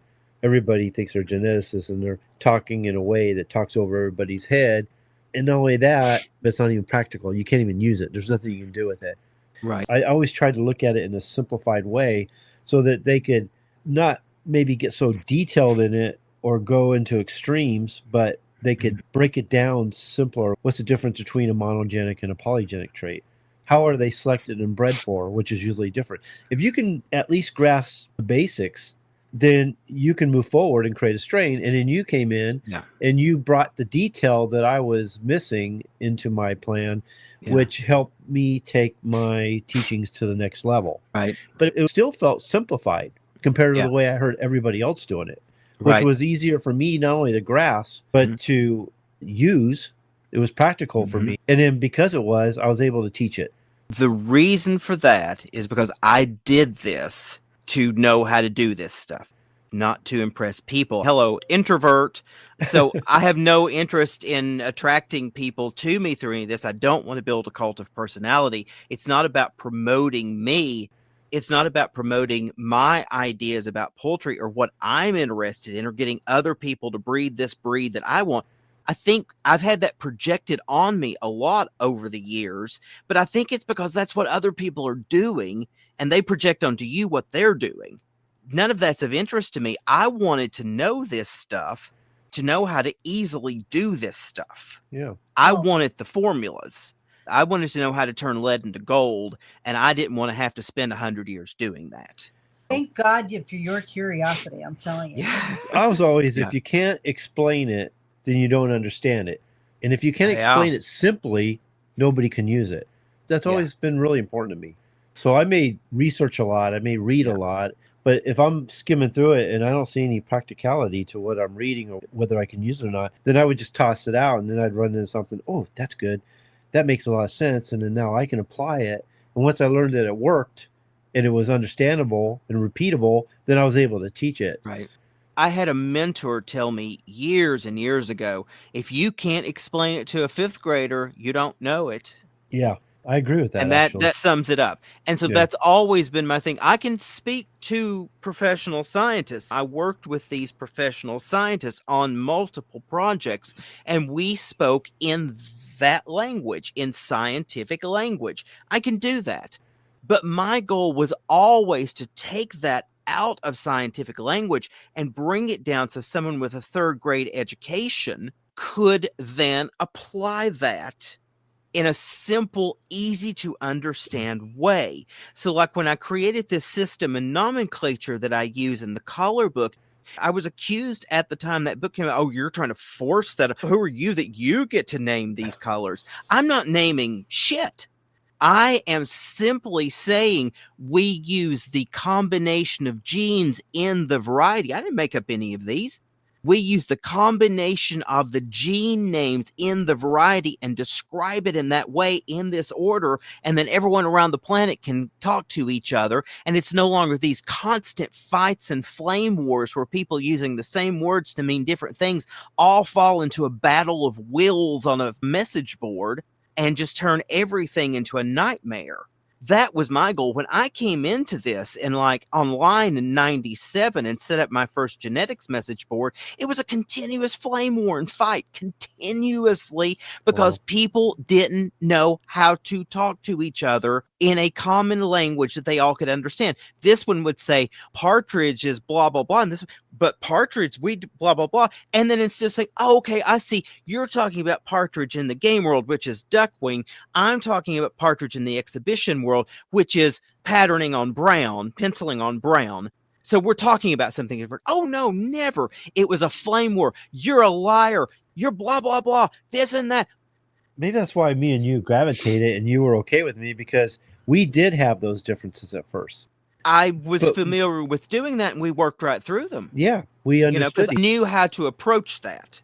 Yeah. But I developed this nomenclature system in the book from the experience of watching a decade of flame wars online, because you would have someone from Germany come in where duckwing is called wildfarbig, wild colored. And then you would say, or like even I wrote a section in Horst Schmud's book on Asian game fowl.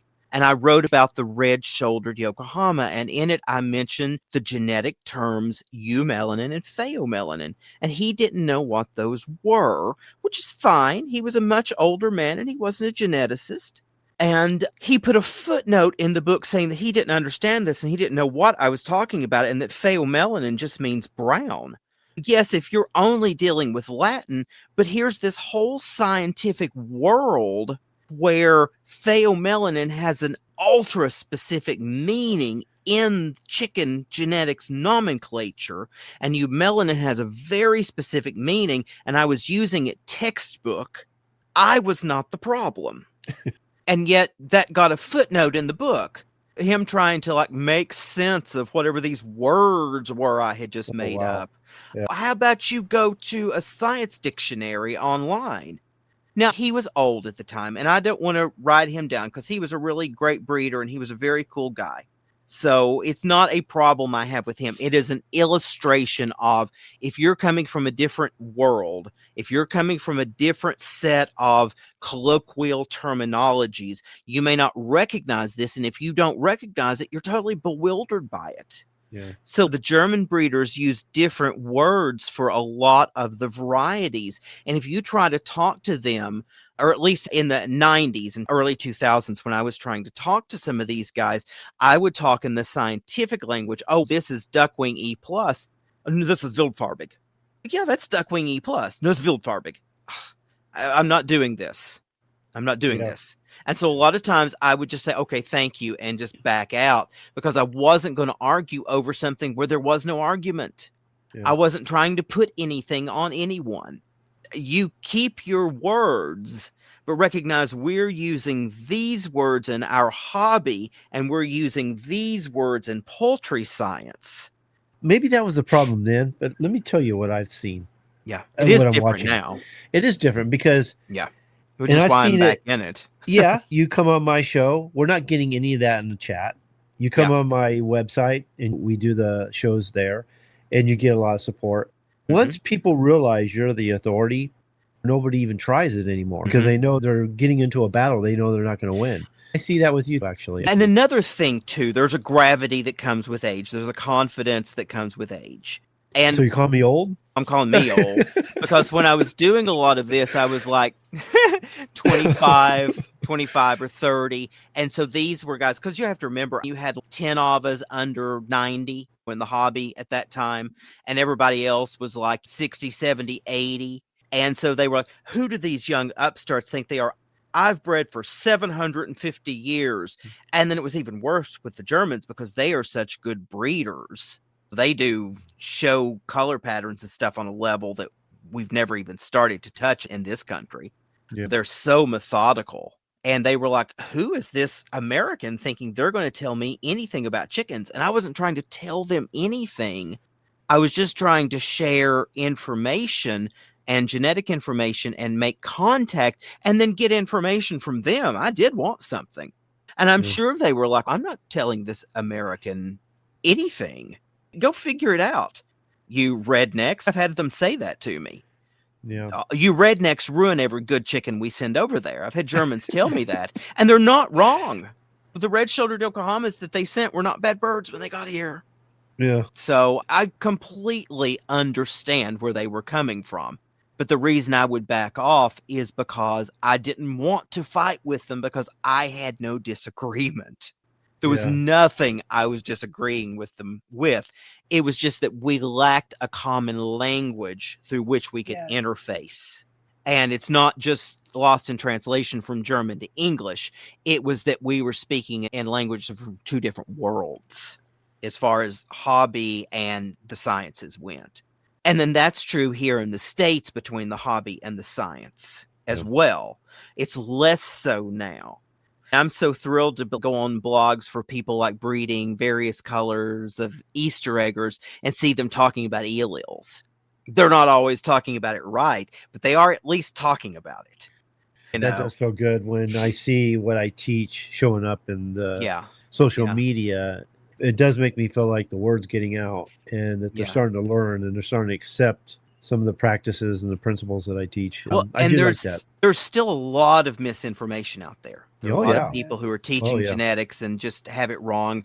There is a school of thought out there that for some people apparently can't understand what extended black is and what birchin is, and they've got it mixed up.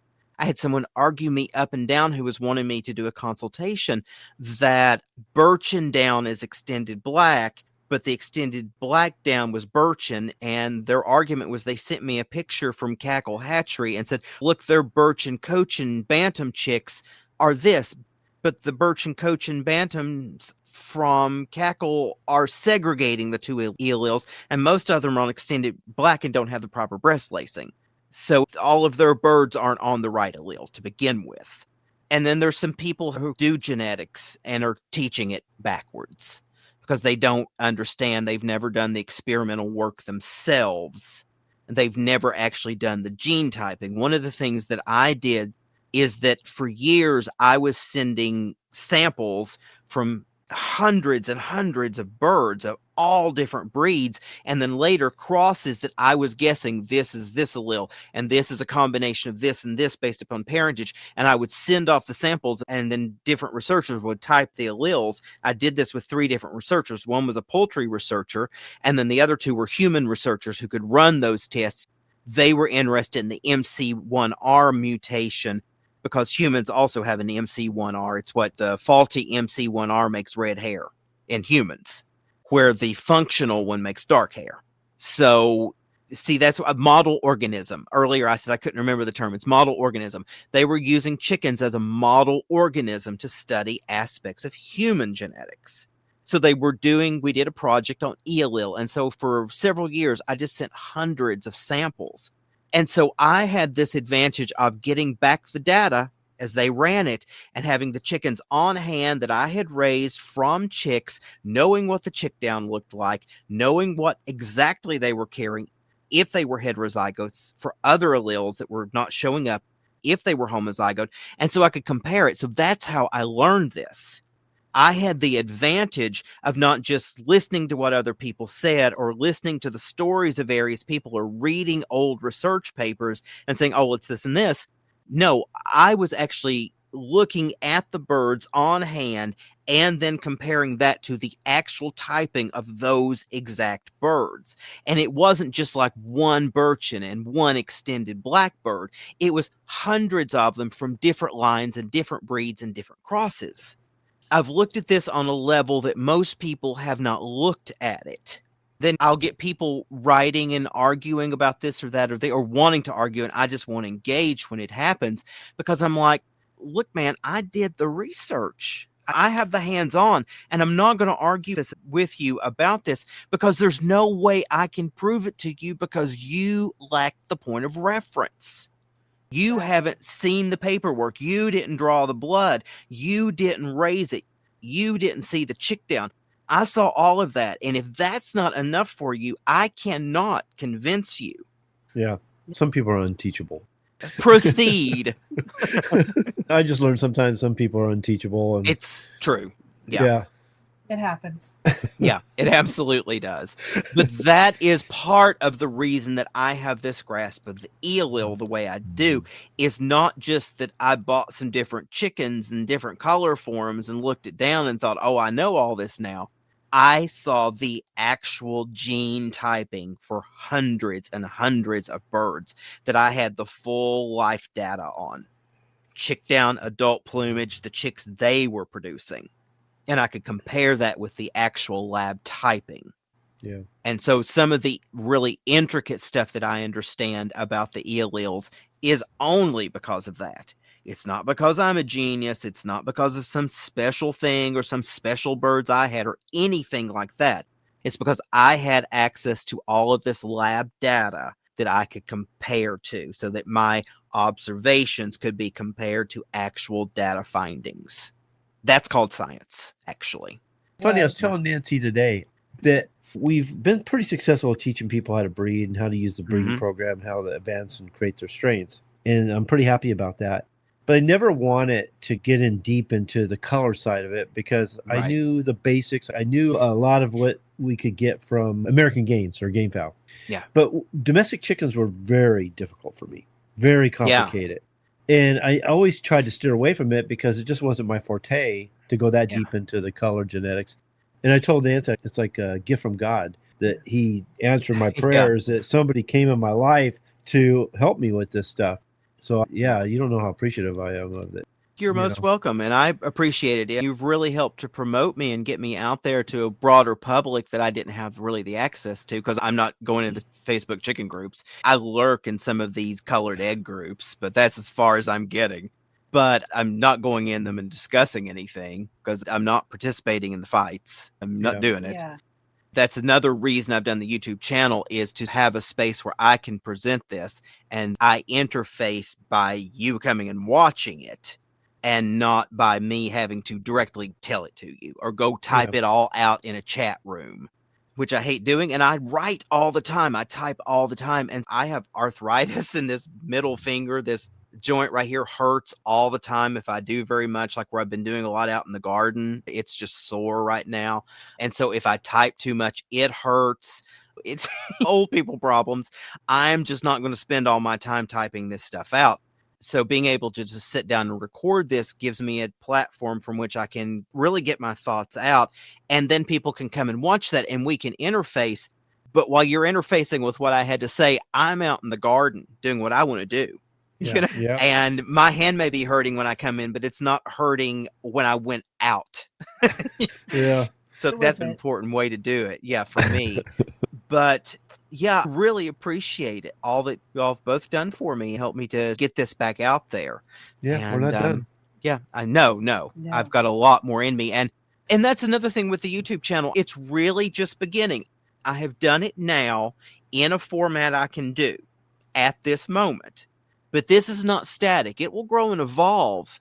There will come a point where I'll take this out in the field and I will be able to do videography beyond what I'm comfortable with now. I've always done photography, but I've always done still photography of kind of artistic stuff. So I have a natural inclination toward it, but I don't know really any of the tech. So bringing all this together in this way is I'm learning. And so the YouTube channel can become something much, much more over time. And I have ideas for stuff that can run for the next 2 years or 3 years. And then the way I've done the recording is in the winters when I'm trapped in the house and I don't have much to do, I'll spend 12, 13, 14 hours recording videos, just recording them all in a row. And then I've got them and I'll go back and edit them. And then once I've got 5, 10, 15 edited, I'll begin to upload those. And that way I can have this stuff prepared and ready to go. yeah, I feel like it's just the beginning, and I'm excited about where it can go and getting more and more information and beginning to do more creative things. And that's one of the things for anyone watching this that I would really ask is tell me the kind of things you'd like to see. I know everyone wants to hear about breeding programs. I get that every video someone's wanting to know about how to form a family line, and we'll get to that. Let me know the other things, because there's a lot of subjects we can cover. And in time, I want to get more creative with it. In time, when I'm finally able to, I'd like to travel some and go to shows and film, go to breeders' establishments and film what they're doing and interview that breeder. I'd like to do almost like a podcast format, almost like what we're doing right now, where I talk to people who are breeders and scientists and bridge the two worlds. Yeah. Hobby and We've been wanting science. to do that as well. Yeah. You all already do that some by having the vets and the scientists, the poultry medical scientists on, which I really enjoyed those videos. Oh, good. But yeah, so this is just beginning. Right now, I'm doing what I can. And what I'm wanting to get out first is this body of information that pertains to the books and then to my views of breeding and stuff that'll come later after I do the books. And then after that, I should have more skill, more experience, and be able to branch out and start doing a wider array of things. But I'm also hoping to get the feedback from the viewers that will allow me to know what they want. And a couple years down the road, start to develop something that's more interactive with the viewers. That's hard part. Actually, asking your viewers to give you ideas, a lot of times they don't. It's crickets. Yeah. And for us, we just followed the breadcrumbs. Sure. Yeah. I think the ideas I have would be of interest to people anyhow. I think going to breeders, doing discussions with scientists and with breeders, top breeders, and people doing both good show breeding, good preservation breeding, creative new breed breeding, creating new varieties, all of that stuff. Talk to people doing all sides of it and bring it all together. I think all of that would be of interest to people. But there may be things that I have no idea that people would like to see. The hard part is finding the breeders who know something. Everybody goes, how come you don't bring certain breeders on? And we're like, we tried. It's like we interviewed a bunch of them. We talked for an hour or up to 3 hours sometimes, trying to get to know them, try to get a feel for what they know. Sometimes they would send me a name and a phone number and say, hey, this guy wants to be on your show. He's a really good breeder. I call him up and they just know nothing. It's like, best of the best is what they do.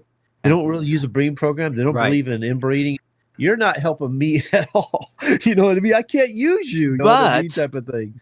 But I could, because that would be fine. If that's what they're doing and they are having success with, maybe not with developing a strain, maybe not stuff that would satisfy me or you, but with making usable, placeable show birds, that is a thing to present, because that is a thing in and of itself.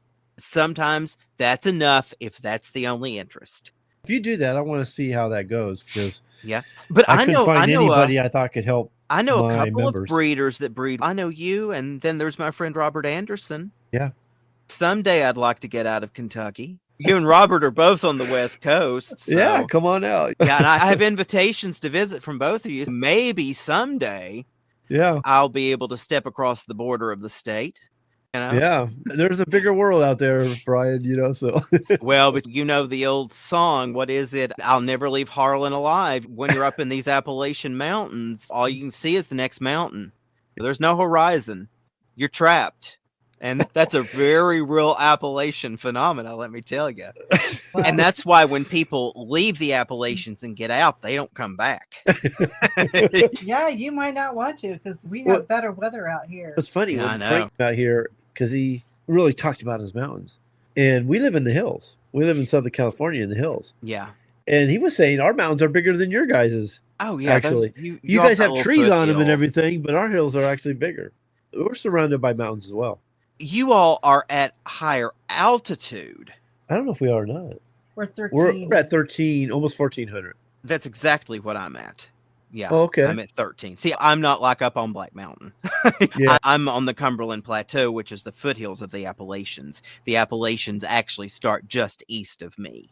Yeah, we're in the foothills of the Laguna Mountains, which are 7,000 feet. Yeah. Right. And Black Mountain here, I believe, is 4, maybe. So our mountains are lower. But our mountains, I don't know. If you come here and spend time, you'll pick up on it. There's a weird vibe to the mountains here. They're enclosing. It's like when we call them like the Blue Appalachians or the Blue Mountains, the Blue Ridge. There's this like light phenomena where the mountains have this like cast to them that's just, it's like foggy and enclosing. There's a real claustrophobic feel to the Appalachians. Oh, wow. That Yeah. I've been around other mountains and they don't have quite that vibe. Yeah. There's a thing. Yeah. If you go a little bit east of here, there are mountains that are just straight up and down, and there are hollers Yeah. that people live in where they maybe only get sunlight for 3 hours a day. Yeah. No, I've seen that. I've actually Yeah. seen those places. Yeah. Wow. Yeah. And so the rest of the time it's either dark or it's night. And they're very claustrophobic. Yeah, feeling. I've It's just actually like seen that. mountains on both sides. Yeah, I know exactly what you're talking about. You know. Yeah, up around to the east, up Yeah. at the That's high where I was. elevations. Matter of fact, Frank lives in Paintsville and all the areas around him. He showed me all around that place, so I know exactly what you're talking about. Yeah. Exactly. Yeah, so it's a whole vibe. But I'd like to eventually, of course, it's impossible for me to do now. But there may well come a time, maybe I'll still be young enough. You know what's funny when you said that is when we first got into this and we decided we wanted to do podcasting because we felt that was going to improve our business, which it did. We really thought to actually, because we could do it on our own. Matter of fact, I'm using a recorder we were using back then over here as a backup. So we just plugged the mics to that and we just did our podcast, and then I'd pull out the thing, put it on, edit it, and out it went. And we, for a long time, thought if we were going to interview people and get other people like you on here, that we were going to have to travel. And thank God, just when we started to grow, they came up with some machines here and the cameras and was a StreamYard. And all of a sudden, we're like, now we don't have to get on the plane and interview these people. It all just fell into place for us. Yeah. You know what I mean? It's like, how are we going to do this? But it worked out. It actually that's the way it all felt for me, too, even though I'm a little later to the game. But it had finally reached a level of idiot proof that even I could do it. Yeah. Where basically it's plug and play now. Yeah. 10 years ago, it really wasn't just strictly plug and play. It's like you had to have drivers, and it was always something. Yeah. The membership website I got. When I first started, it started out as me writing articles to the magazine, and then I took those articles and made books out of them. Basically, that's what I did. And I just thought I was going to do books all the time. I remember the day and where I was actually when I thought, you know what? I want to create an online magazine that people can subscribe to instead of doing the books. But there was nothing out there at the time that made that work. And then about a year later, the membership website model came out, and I was like, there it is. And I put together, that's how the Breeders' Academy came around. So anything I needed to do what I wanted to do may not have always been out right away, but it came out later. Yeah, exactly. It came out when I needed it, and it just evolved. That's the other thing is I know that the technologies are only going to keep getting better and easier. So if it's easy enough for me to do it now, I'm going to be able to do much more complex things in another 2 years, 5 years, 10 years, as the technology just gets so much better and easier. Yeah, I really see a good future in doing it. I don't mean a future in some big career thing, but a future in being able to be really creative. It's fine. It's fine. I didn't think it would ever happen, but we just kept plugging along, and now we have a career. Yeah, but I'm not going into it for that. I didn't either, Brian. Yeah. That's what I'm trying to tell you. No, I know. And that's what I think you have to do. I think if you go into it saying this has to make me X, you're setting yourself up for failure, I think. Because unless you're that's not in love all with you it. focus on. No, Exactly. I loved it, and I was having fun with it, and it all worked out. So yeah, It's all about exactly. the passion. Yeah. Yeah, it really is with Yeah. anything. Yeah, exactly. And I also, and that's a good thing with me, I know where my passion limits end. And if I'm going to have to learn a whole bunch of new stuff and integrate all this stuff that I'm not interested in, I'm not going to do it. So that's the reason the technology had to get to a point where all I had to do was plug it in and turn it on. Because if I was going to have to basically write 42 lines of code to get the driver to work, no, thank you. I'm going back out of my garden. Yeah, exactly.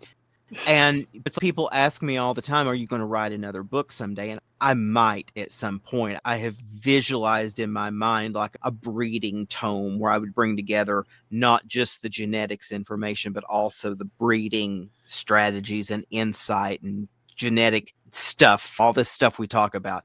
But I honestly don't think I ever will. I think what it will all be from this point forward is video and this kind of data presentation. I think I like this format better. Yeah. No, I'm glad I did the books, but I'm glad I'm me done. too. Yeah, me too. And you know what? We wrote our books at the same time. I Both of know. them. It's funny. Yeah, same year. And the biggest thing is I just don't have it in me to type out whole books anymore. I literally don't have it in my hands. Yeah. So I just don't see it happening. At some point, I may be able to take the contents of all these videos and have AI to clean it up and make a book out of it. That's a possibility. But I think what I feel is that this is the beginning of a journey. And it's something that has been building toward my whole life. And I never quite knew what it was building toward. And this is the doorway to whatever that becomes.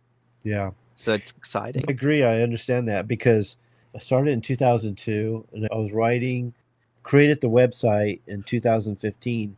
So what is that? 10, 11, 10 years 12, 13, ago. 12, 12 years of writing. Yeah, maybe exactly. a little bit more, 12 or 14 years of actual writing, working my butt off, creating the information. I remember telling Nancy, I got to the point right before I did the website, I go, because I didn't feel the books were working out. I was making money, but not enough to make a living. And I'm like, God, did I just waste 15 years of my life? Because that's what it was feeling like.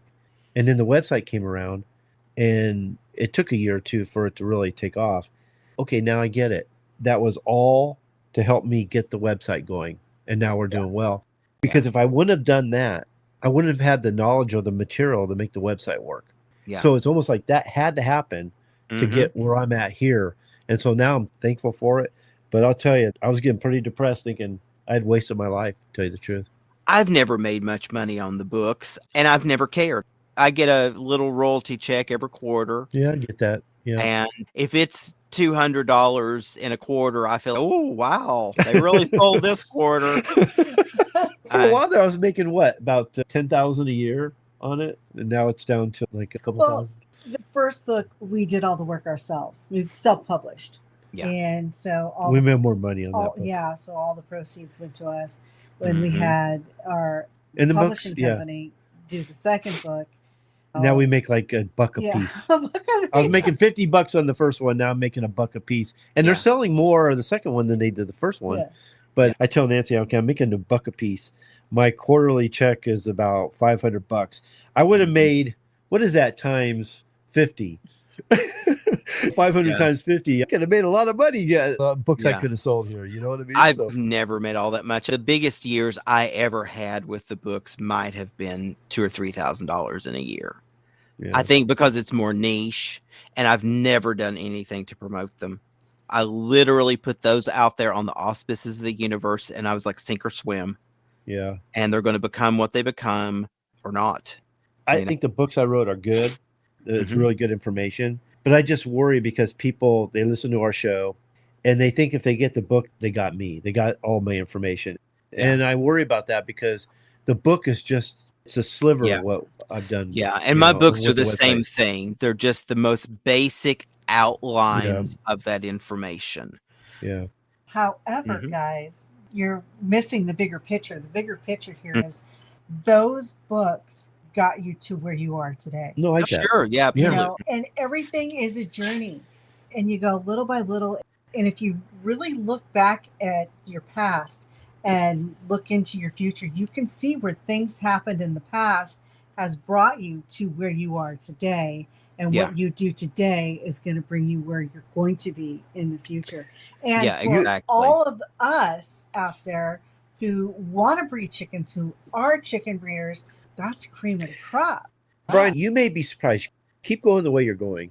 And we're going to promote you all we can. Appreciate it. Because you're benefiting us too. Yeah. And I like you. I think of you as one of my better friends. Oh, thank you. I do you as well. Yeah, both of you, actually. Yeah, I really enjoy talking with you both. But I guarantee you in 5 years' time, you're going to be surprised where you're at. Because there's nobody out there like you. No. Nobody knows what you know. Just don't give up on it. That's great. Oh, I'm not going to. I'm going to be doing it because I like doing it. So it's something I'm going to do. And I have, over the years, gotten a thicker skin, a milder temper, and I have worked out my isolation into a way that works for me. So it's like when I was younger, I thought I had to interface with people more. And now I know that I don't need to or want to.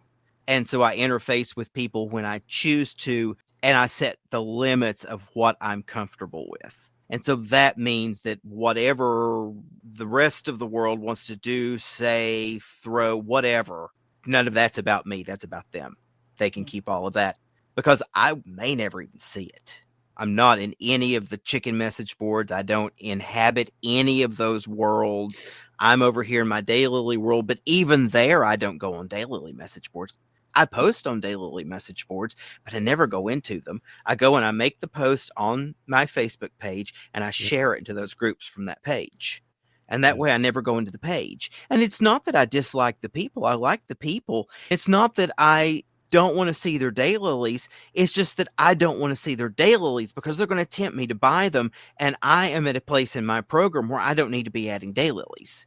So it's just a simple matter of this keeps my bank book from being overdrawn. I'm just to a point now where I don't go on social media hardly at all these days. Yeah. And I never contribute to other people's pages or their comments or anything. If someone asks me a question, I may give them an answer, but I really reserve most of my time to my members, to tell you the truth. I may post something on Facebook as a little promo for a tip or something, but for the most part, I'm pretty ghost as far as it goes with Facebook and things like that. Yeah, I check the YouTube comments, and I want to correspond and interact with the people who are watching and leaving comments.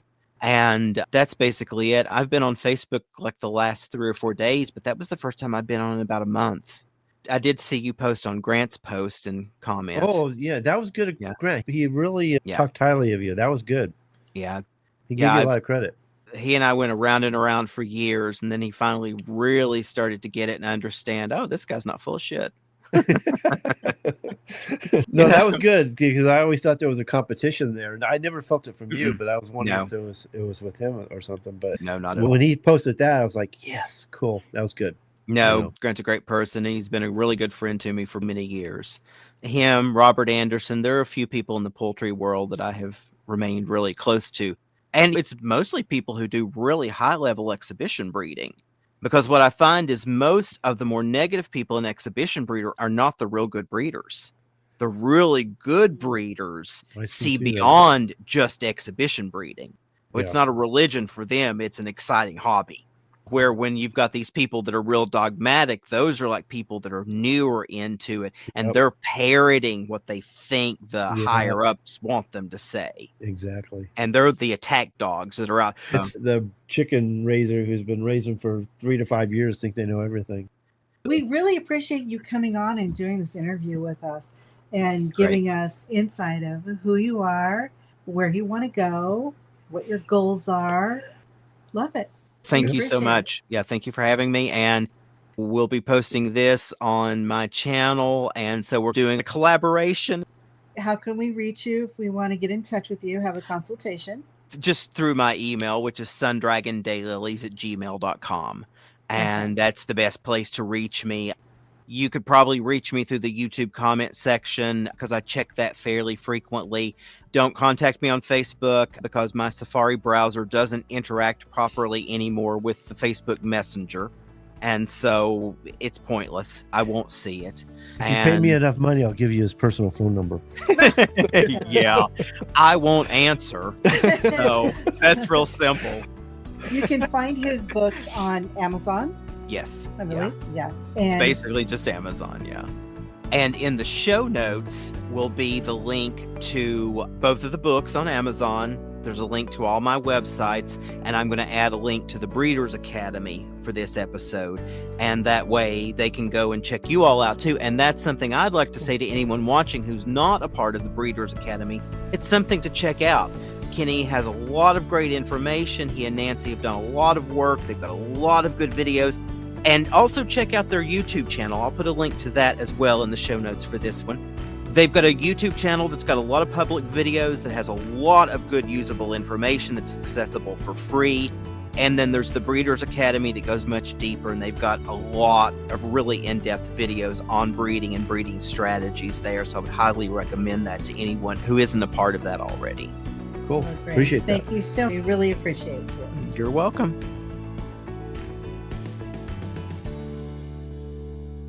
Okay, thanks for listening. Yes, thank you again for joining us on the Bred to Perfection podcast show. This show was brought to you by the Breeders Academy, where by becoming a member, you can increase your knowledge of breeding, advance your skills as a breeder, and take you and your fowl to the next level. We can also show you how to create a strain from hybrid crosses or mongrel flocks, and help you to create, maintain, and improve your present strains. We urge you to check it out. You have nothing to lose, and you can cancel anytime. To join us at the Breeders Academy membership website, go to www.breedersacademy.com. Best of all, I'll be there to help you every step of the way. While you're checking out the Breeders Academy, make sure to sign up for our newsletter, The Breeders Bulletin. We provide a lot of free bonus materials and some great information that will take you and your fowl to the next level. Well, that's it for now. We hope you join us next time for another episode of Bred to Perfection. We'll see you later. Bye.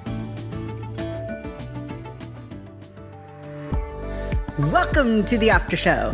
This is the part of the show that doesn't exist. What happens in the after show stays in the after show. If you've mentioned to your friends about the after show, which happens from time to time, no worries. Just tell them not to let out our little secret area of the show. Enjoy!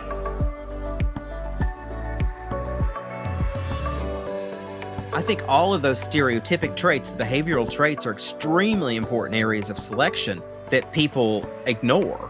Like, for instance, people say that Bantam Cochins are these wonderful pets, but then yet some of the show lines of Cochins have these hyper-aggressive males that want to fight any human.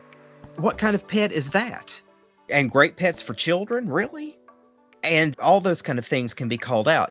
You can call out all of those behavioral issues just by selecting against it. Now, you can't really select out egg eating.